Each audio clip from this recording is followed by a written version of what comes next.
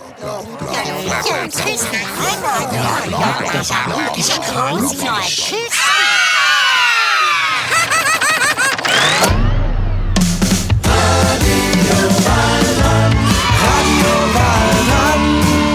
spielen miteinander.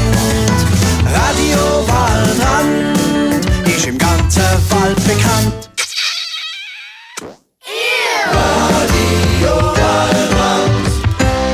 Weibmanns Ole und Weibfraus Juhe, liebe Kinder. Ich bin's, der Musikjäger Marius von der Jagdkapelle und ihr hört Radio Waldrand, den Podcast, der die wirklich wichtigen Fragen der Kinder beantwortet.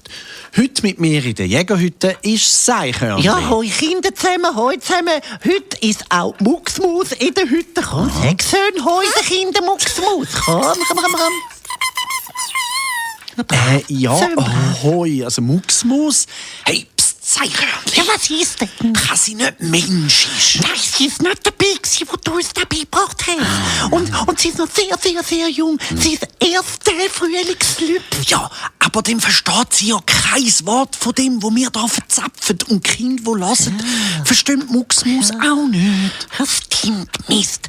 Hey, Marius, wieso flüstert mir eigentlich, wenn sie uns nicht versteht? Weil man das so macht, wenn es geheim ist. Aber wenn sie uns nicht versteht. Schau, also, hey, Mucksmaus, also, wenn du jetzt nicht zweimal piepsist, dann macht der Marius Äpfelmucksmaus aus dir.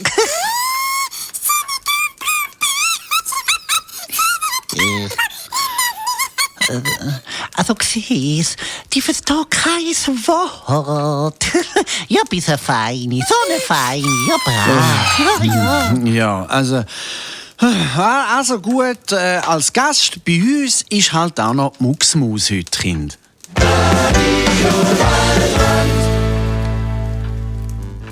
Der Podcast wird euch präsentiert von Hörbert, der Musikbox aus Holz für Kinder. Erhältlich unter www.hörbert mit oe.com. Den Link findet ihr in den Shownotes. Hey, und habt ihr gewusst, wenn ihr die Schweizer Ausgabe von dieser jägermässig holzigen Hörbert-Musikbox kauft, dann sind wir mit Marius und die Jagdkapelle automatisch in dem Radio-Dings drin. Wow! Ja, also kannst du uns dann auch löschen und Laurent Max oder so drauf tun, wenn dir die besser gefallen, oder Andrew Bond oder so. Ja, oder Taylor Swift oder wie die heisst. Ja. Also ich habe auch einen Hörbert und der ist super, weil der ist voll stabil und sieht schön aus. Also echt jetzt, Marius, machst du jetzt Werbung oder meinst du das ernst? Nein, das meine ich echt ernst. Da gibt es nur Werbung für Sachen, die ich lese und gut finde im Fall. Ja, also gut. Und warum ist denn Mucksmaus heute mit dir mitgekommen zu Radio Waldrand? Ja, weil sie ist ganz allein. Ihre Familie ist aufgefressen worden vom Torfuchs. Was? Nein, Spaß. Also, ihre Familie ist ins Bauernhaus am Waldrand gezogen, weiss in Heustag. Mucksmaus hat nicht mit, weil sie doch so den Häupfnüssel hat. Ja, bisschen fein. Ja, schau, jetzt nüsst sie. Oh, und jetzt ist sie am Fahren sammeln für den Winter, weiss. Sie holt Sämli und Haselnüsse und Buchennüsse und so und bringt ihr Mauseloch am Waldrand. Und sie ist so fast fertig. Jetzt sucht sie aber noch jemanden, der mit ihr im Mausloch, weiss, überwintert.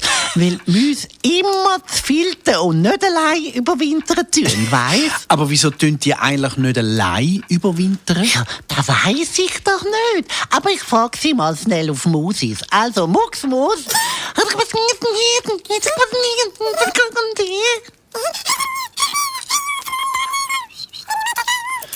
Ja. Ja. Also es ist so. Erstens liegen die Mäuse im Winter ganz nah beieinander, damit sie sich mit dem Körper schön warm gehen können. Und zweitens ist es viel weniger langweilig, wenn man ein paar zusammen im Mausloch sagt, Mucksmaus. Aha. Und jetzt wird sie da bei Radio Waldrand einen Aufruf machen, wer mit ihr in ihrem Mausloch überwintern. Ja, ja. Ja, also ich meine, sorry, aber Radio Waldrand hören Kinder und kein Mäuse. Ja, weil die meisten Tiere kein Mensch verstehen, außer hier da im Jägerwald. Und weil ich es euch beigebracht habe. Hey, wir sind da nicht in einem Märchen oder so. Ja, ist ja gut, ja. Aber vielleicht gibt es ja in den Häusern bei den Kindern, die jetzt Radio Waldrand hören, hinter der Wand auch Mäuse. Oder im Keller unten. Hey Kind, psst, hey Kind, hat es bei euch im Haus Mäuse? Ja, also dann rufen denen mal, sie sollen jetzt anhören, weil jetzt sagt Mucksmus auf Musis, dass es ein Überwinterungsgespönli sucht. Also Mucksmus, hallo, ja, jetzt kannst du Werbung machen, um bei dir überwintern.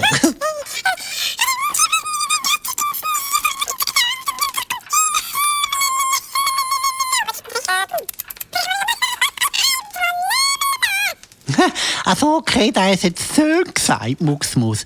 Also am Schluss hat sie noch gesagt, dass sie auch gern mit Kind überwintern mag. Wer also mit dem Mucksmus im Mausloch überwintern will, soll sich bitte melden. Und wo so wieder, Marius? Wie heisst das, Marius? Ja, info@jagdkapelle.ch.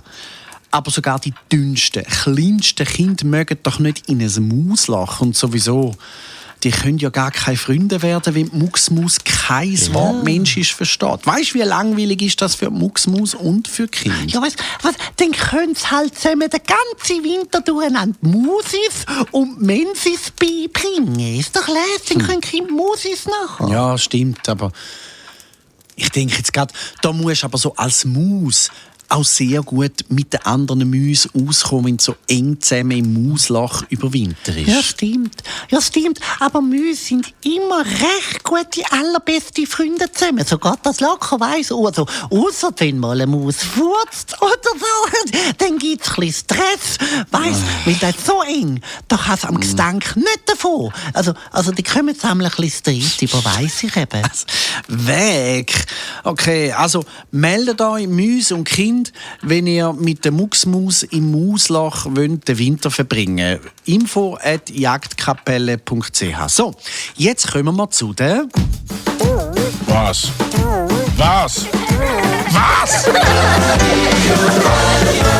Kinderfrage.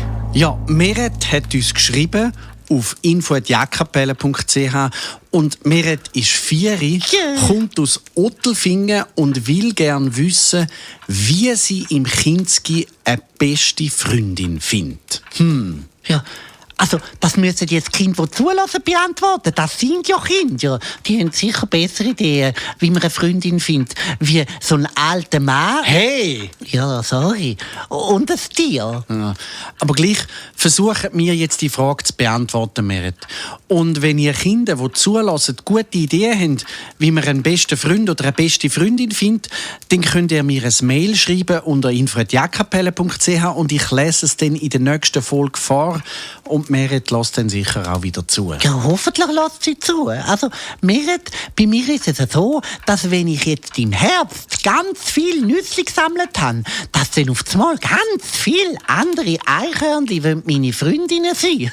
weil ich habe dann einmal so fahrige Nüsse und die verteile ich einmal. Darum hätte ich jetzt eine Idee, weißt du könntest ja Gutzli mit in Kinski mitnehmen und verteilen und zack, wenn auf einmal alle deine Freundinnen sind. Also da finde ich, ist keine gute Idee. Eine Freundin sollte nicht eine Freundin sein, weil man ihr oder ihm etwas dafür gibt. Also richtige Freunde oder Freundinnen haben sich einfach gern und sind gern zusammen und so, weil sie zueinander passen und nicht, weil sie irgendetwas einander schenken. Ja, stimmt eigentlich. Die haben mich reingelegt, die anderen Eichhörnchen.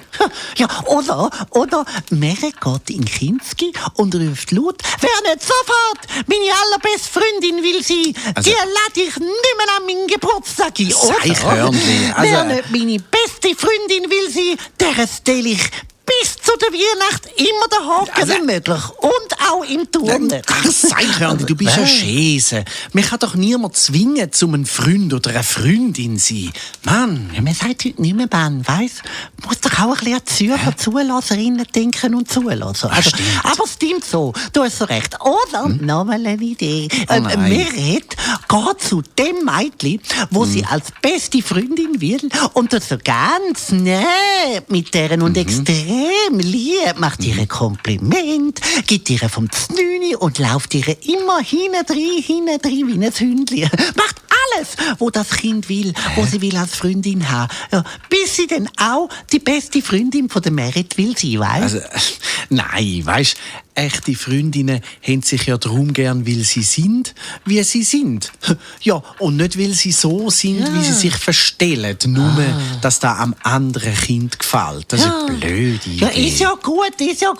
Ich habe keine Idee mehr. Dann sollte Merit halt zu der Mucksmaus ins Mausloch überwintern. Dann hat sie die Mucksmaus als beste Freundin.